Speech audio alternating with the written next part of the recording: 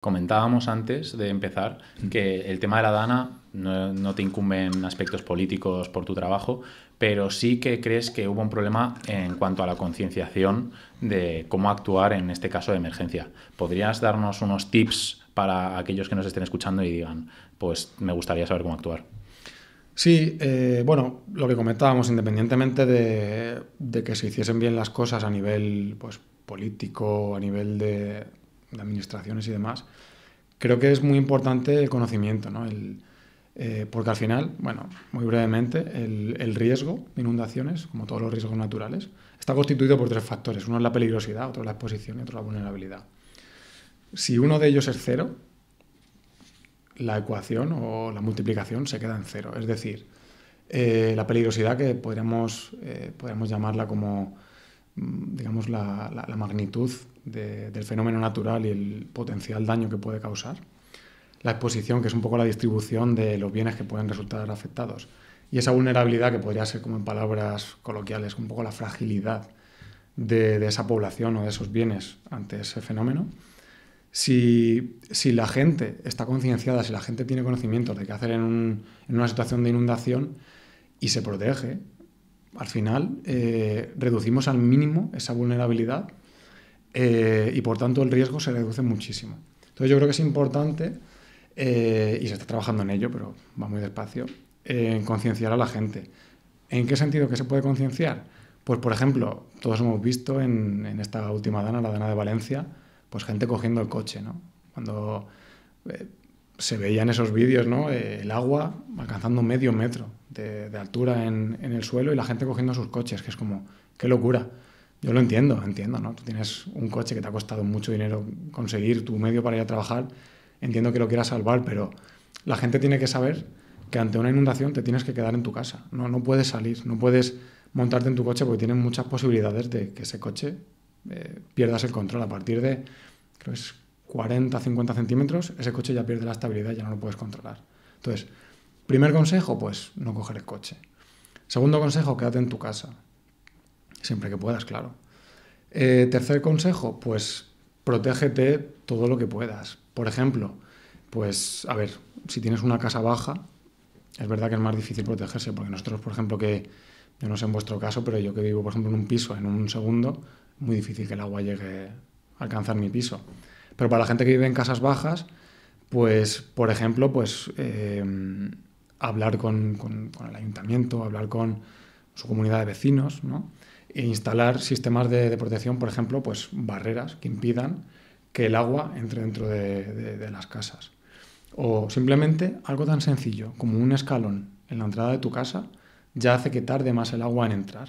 O sea, tú pones un escalón que tiene a lo mejor 30 centímetros, estás haciendo que esos 30 centímetros de agua que caen al principio no se metan en tu casa, sino que estás haciendo una barrera, ¿no? Luego también, pues ante una situación de inundación, pues también es importante a lo mejor tener pues si vives en una zona que sabes que es potencialmente inundable o que se inunda con relativa frecuencia, pues tener preparado a lo mejor una radio para estar informado de lo que va ocurriendo y de lo que van diciendo por la radio, tener algo de comida enlatada, ¿no? Pues si tienes que estar un par de días o incluso más, ¿no? Como en esta última DANA de Valencia, en tu casa y no puedes salir. Bueno, un poco yo creo que esos son consejos. También a lo mejor pues tener sacos de arena en el trastero o en tu garaje y en ese momento en el que ves que han dado la alerta de que tu casa probablemente se inunde, pues sacar a la puerta esos sacos, ¿no? Para hacer un poco de barrera. Si tu casa además, ya te digo que es muy inundable y te lo puedes permitir, pues a lo mejor venden también sistemas de bombeo para que ese agua que entra se pueda expulsar. Esto ya a lo mejor son cosas muy técnicas y muy específicas, pero quiero decir que hay formas de que, pues de que minimicemos o reduzcamos las pérdidas que podamos tener por una inundación. Justo, es lo que te iba a preguntar, ¿qué herramientas había para una persona de a pie pudiese prevenir un poco esto? Porque sí que es verdad que hemos visto vídeos de casas de bajos que el agua llegaba hasta arriba, que dices es que esa persona, si estaba en casa, se ahoga. Sí. Entonces, ¿había alguna forma de prevenir eso sin tener, por ejemplo, que subir al piso de arriba? ¿O hay alguna forma? ¿Solo con el bombeo y saco de arena y con el escalón habría servido, por ejemplo?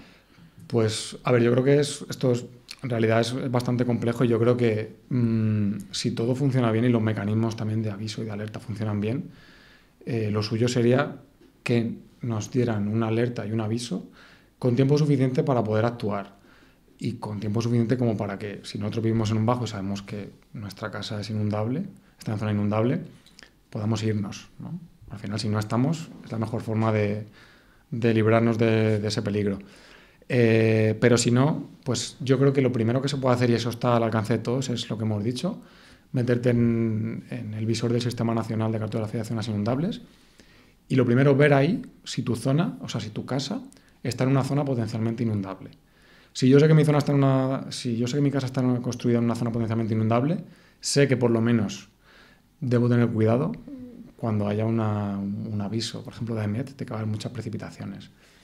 ¿Qué más? También consultar la página web de autoridades como Protección Civil o las confederaciones hidrográficas, que siempre tienen muchos consejos de cómo actuar, ¿no? También, si vives cerca, por ejemplo, de un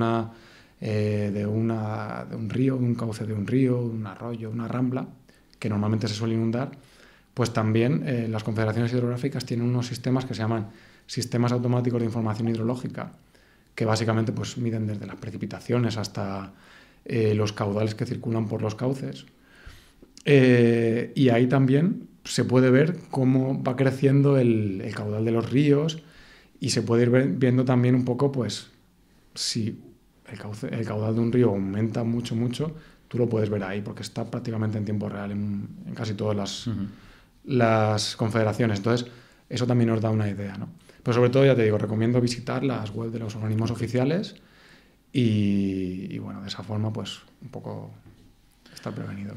Bueno, sobre todo aclarar que esto al final es un desastre natural y que es una locura que, por mucho que a lo mejor demos consejos, en muchas ocasiones, pues sí que es verdad que el bajo ese, pues actuar, pues no sabemos mucho de la manera de actuar y creo que todavía falta a lo mejor muchos mecanismos para prevenir todo esto. Principalmente que esa ciudad se hubiese construido en un mejor lugar para vivir, ¿no? Entiendo.